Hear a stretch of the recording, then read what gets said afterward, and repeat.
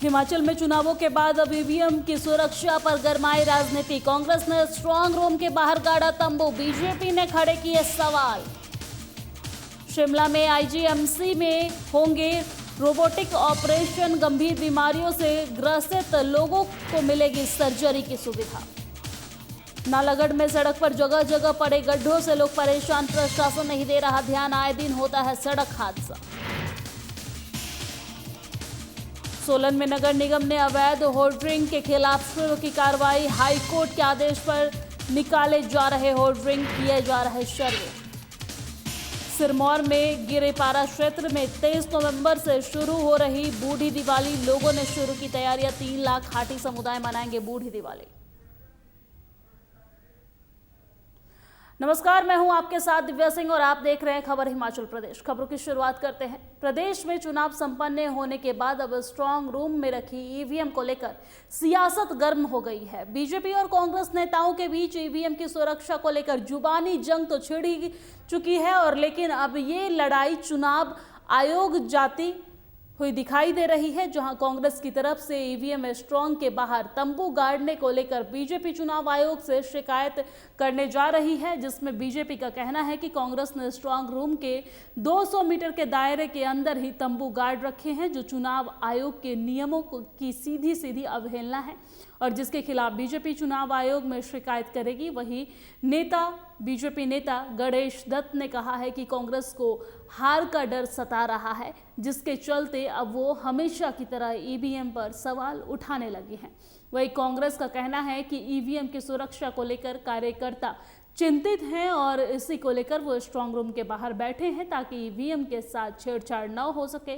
कांग्रेस नेता नरेश चौहान का कहना है कि शिकायत करने के बजाय ईवीएम की सुरक्षा के प्रति लोगों को विश्वास दिलाना जाना चाहिए, क्योंकि ईवीएम की सुरक्षा को लेकर हमेशा सवाल उठते रहे हैं। होती है तो कांग्रेस पार्टी कुछ न कुछ नाटक करके और इस तरह का एक षड्यंत्र करके वातावरण खराब करने का प्रयास करती है। वही सिलसिला उन्होंने दोबारा से चालू कर दिया है। हमारी सूचना के अनुसार कई जगह जहां स्ट्रांग रूम है उसके आसपास वो तंबू लगा करके ये दिखाने का प्रयास कर रहे हैं कि शायद ईवीएम के साथ छेड़खानी हो सकती है या कुछ और हो सकता है। लेकिन जब भी कांग्रेस पार्टी ने इस तरह के आरोप लगाए और उनको मुंह की भी खानी पड़ी है, और ईवीएम के साथ कभी भी कोई छेड़खानी नहीं हो सकती है, कोई कर नहीं सकता है, इस बात को जो उससे तकनीकी दृष्टि से जो लोग जुड़े हैं उन सभी ने उस बात की पुष्टि की है। देखो, इसमें बड़ी साफ सी बात है। जो घटना रामपुर में हुई थी, जिसमें प्राइवेट गाड़ी में जो है ईवीएम जा रही थी, चाहे स्टाफ भी साथ साथ जो इलेक्शन ड्यूटी पे था, उसको लेके लोगों के मन में शंका थी। वो इंक्वायरी हुई, उसके बाद उसके ऊपर कार्रवाई इलेक्शन कमीशन ने की है, वो अलग इशू है। लेकिन हर बार हर चुनाव में, चुनाव लोकसभा का हो चाहे चुनाव किसी राज्य का हो, विधानसभा का हो, ईवीएम के खिलाफ लोगों के मन में शंकाएं और प्रश्न चिन्ह हमेशा रहा है। आज भी वही परिस्थितियां हैं, उसमें कोई परिवर्तन नहीं आया है। कांग्रेस का उस घटना के बाद कार्यकर्ताओं का एक फीलिंग है कि वो चाहते हैं कि अपने क्षेत्रों में जो सुरक्षा है उसको दृष्टि को लेके कुछ मंशा लोगों की ऐसी। और शिमला के आईजीएमसी में होंगे रोबोटिक ऑपरेशन, जहां प्रबंधन जल्द सरकार को प्रस्ताव भेजेगा। आपको बता दें कि गंभीर बीमारी से ग्रस्त रोगियों को अब सर्जरी के लिए प्रदेश के बाहर का रुख नहीं करना पड़ेगा। आपको बता दें कि जीएमसी शिमला में जल्द ही रोबोटिक सर्जरी शुरू होगी और इसके लिए अस्पताल प्रबंधक प्रदेश सरकार को जल्द प्रस्ताव भेजेगा। प्रस्ताव को मंजूरी मिलते ही रोबोटिक मशीन खरीदकर ऑपरेशन शुरू किया जा सकेंगे। और वही आईजीएमसी के जनरल सर्जरी विभाग के अध्यक्ष डॉक्टर RS झोपटा ने बताया है कि जटिल सर्जरी के लिए मरीजों को प्रदेश के बाहर का रुख करना पड़ता है। अगर रोबोटिक सुविधा यहां आईजीएमसी में उपलब्ध हो जाए तो प्रदेश के लोगों को बड़ी राहत मिलेगी। वही उन्होंने कहा है कि शरीर के कई भागों को ऑपरेट करने में बड़ी कठिनाइयां आती हैं और कई भाग तक पहुंचना मुश्किल होता है, और सर्जरी के माध्यम से उन भागों तक पहुंचकर रोग आसानी से दूर किया जा सकता है। थे कि लेप्रोस्कोपी दूरबीन से कर रहे हैं। आज की डेट में कुछ एक ऑपरेशन तो ऐसे हैं जो कि गोल्ड स्टैंडर्ड है कि लेप्रो से ही होने चाहिए। ऐसे ही एक नई पद्धति है वो है रोबोटिक सर्जरी। उसमें क्या है कि जो इसका सबसे जो अधिक फायदा है वो इस चीज़ का है कि जो जटिल ऑपरेशन है और जो कैंसर से रिलेटेड है, कुछ ऐसे ही शरीर के ऐसे भाग होते हैं जहाँ के आप ओपन करने से या दूरबीन करने को आप इतने अच्छे से अप्रोच नहीं कर सकते हो। उन जटिल ऑपरेशनों को करने के लिए इसकी। और हिमाचल प्रदेश विधानसभा चुनाव के लिए मतदान पूरा हो चुका है और इस बीच कई विधानसभा क्षेत्रों में स्ट्रांग रूम के बाहर कांग्रेस पार्टी के कार्यकर्ता ने अपने तंबू गाड़ रखे हैं। वही हिमाचल बीजेपी ने इसे लेकर चुनाव आयोग को शिकायत लिखी है। मामले पर हिमाचल प्रदेश के मुख्य निर्वाचन अधिकारी मनीष गर्ग का कहना है कि स्ट्रांग रूम के बाहर कांग्रेस पार्टी किसी भी राजनीतिक दल के कार्यकर्ताओं का कैंप करना नियमों के खिलाफ नहीं है। उन्होंने कहा है कि किसी भी राजनीतिक दल के एजेंट स्ट्रांग रूम के बाहर कैंप कर सकते हैं। उन्हें सुविधा प्रदान करना चुनाव आयोग की ड्यूटी के तहत आता है। उन्होंने कहा है कि राजनीतिक दलों का स्ट्रांग रूम के बाहर कैंप करना कोई नई बात नहीं है। कमीशन की गाइडलाइंस में बड़ा स्पष्ट है कि जो कोई भी कैंडिडेट्स के जो रिप्रेजेंटेटिव्स हैं वो जो स्ट्रांग रूम है, स्ट्रांग रूम के बाहर जो 3 टियर कॉर्डन है उसका जो सबसे आउटर वाला कॉर्डन है उसके बाहर वो अपना कैंप कर सकते हैं। ये बड़ी स्पष्ट इंस्ट्रक्शंस हैं और हमारे को भी ये या इलेक्शन मशीनरी को भी ये इंस्ट्रक्शंस हैं कि उनको फैसिलिटेट करना है, उनको जगह प्रोवाइड करनी है जिससे कि वहाँ पर वो बैठ सकें, अपना कैंप लगा सकें। इसमें कोई नई बात नहीं है। और जहाँ तक उनको साथ ही साथ जो है वो टेलीविज़न की फैसिलिटी भी दी जाती है। वहाँ से ऐसी जगह वो बैठ सकते हैं जहाँ से वो डिस्टेंस से ही, आउटर पेरीमीटर से ही स्ट्रांग रूम।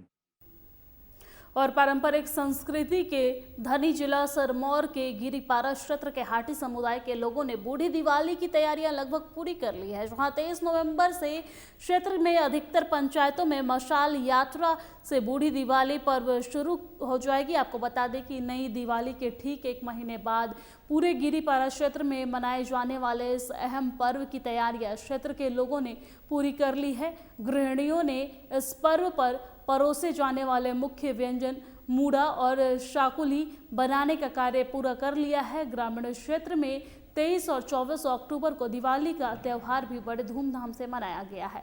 पर गिरिपारा के करीब 3 लाख हाटी समुदाय के लोग अब 23 नवंबर से बूढ़ी दिवाली मनाने जा रहे हैं और बूढ़ी दिवाली का यह त्यौहार सिरमौर जिले के नोहरा धार क्षेत्र के भराड़ी चौकर और चांडना में गिरिपार के शिलाई रोनहाट और संगडाह क्षेत्र के अलावा उत्तराखंड के जौसार बाबर में भी बनाया जाता है।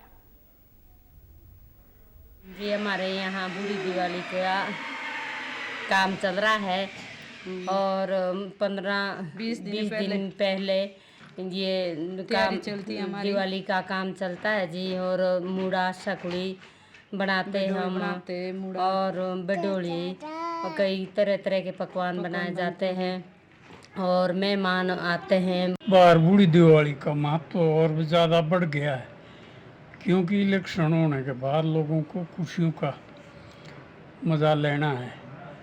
लोग शकुलियाँ बना रहे हैं, मूड़ा बना रहे हैं और जी नाना प्रकार के पकवान बनाते हैं। बडोलियाँ हैं, गुलगुले हैं, कई किस्म की जो है सब्जियां और अच्छी अच्छी चीज़ें बनाते हैं। 15 दिन पहले से ही शुरू हो जाती तैयारियां। तो बूढ़ी दिवाली की तैयारी तो बहुत ज़ोरों से हो रही है। इसमें औरतों को ज़्यादा काम करना पड़ता है।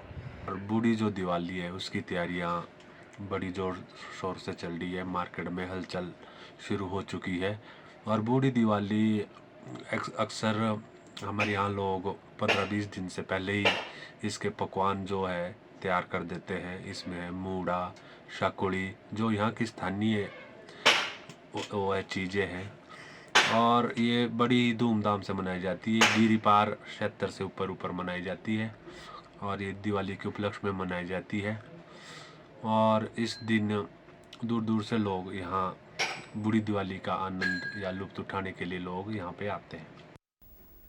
और नेशनल हाईवे नालागढ़ से बद्दी 105 सड़क की हालत इतनी खराब हो चुकी है कि आने जाने वाले लोगों को काफ़ी परेशानियों का सामना करना पड़ रहा है। आपको बता दें कि चंडीगढ़ जाने के लिए रोजाना हजारों की तादाद में लोग इसे नेशनल हाईवे पर सफ़र करते हैं और पिछले 6 महीने से सड़कों पर बड़े बड़े गड्ढे पड़ चुके हैं, जिससे बड़े वाहनों और छोटे वाहनों को काफ़ी परेशानियों का सामना करना पड़ता है।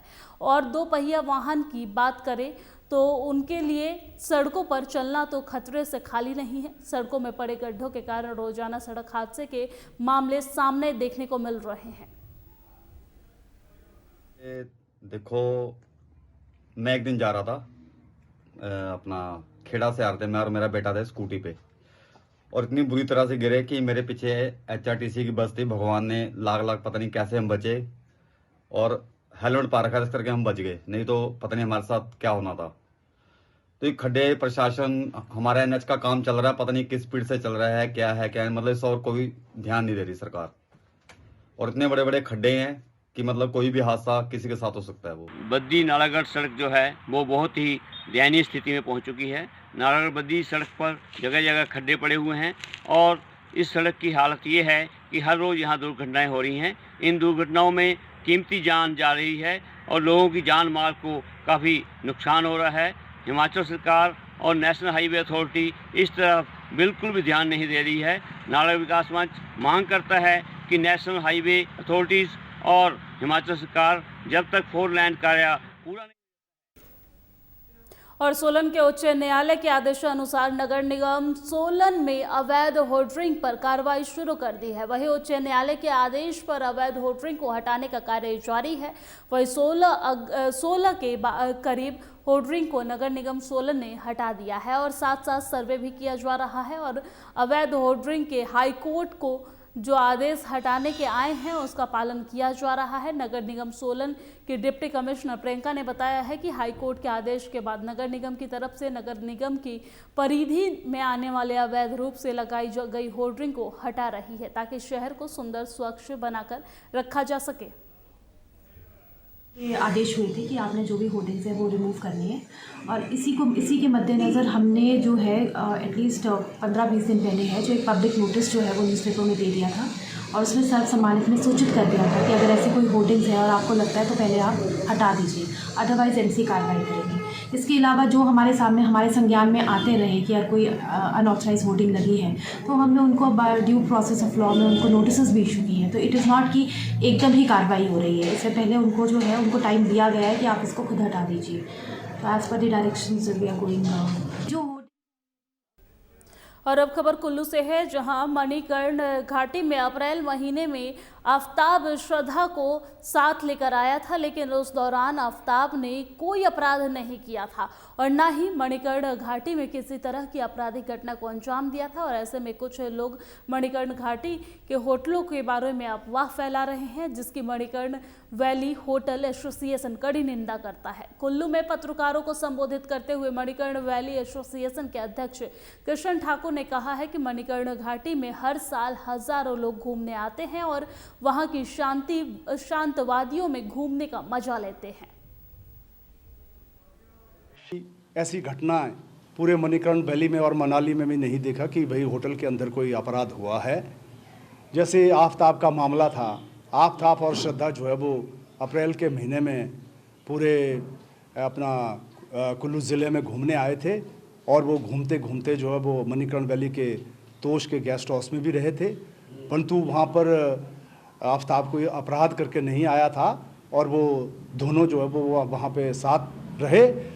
और होटल एसोसिएशन जो है इस तरह की जो अफवाहें फैला रहे हैं इसकी जो निंदा करते हैं, क्योंकि इससे जो है वो पर्यटन व्यवसाय पर इसका बुरा असर पड़ता है। लोग कुल्लू ज़िले में नहीं आएंगे, वो चाहेंगे कि भाई हर होटल में जो है वो यहाँ अपराध होता है, यहाँ पर जो है वो दूसरी हरकतें होती है। तो इसलिए मैं चाहूँगा कि इस तरीके से जो अफवाहें हैं वो ना फैलाई जाए, जिससे कि हमारे टूरिज्म। और मेरे साथ हिमाचल प्रदेश की खबरों में फिलहाल इतना ही। मुझे दीजिए इजाजत, नमस्कार।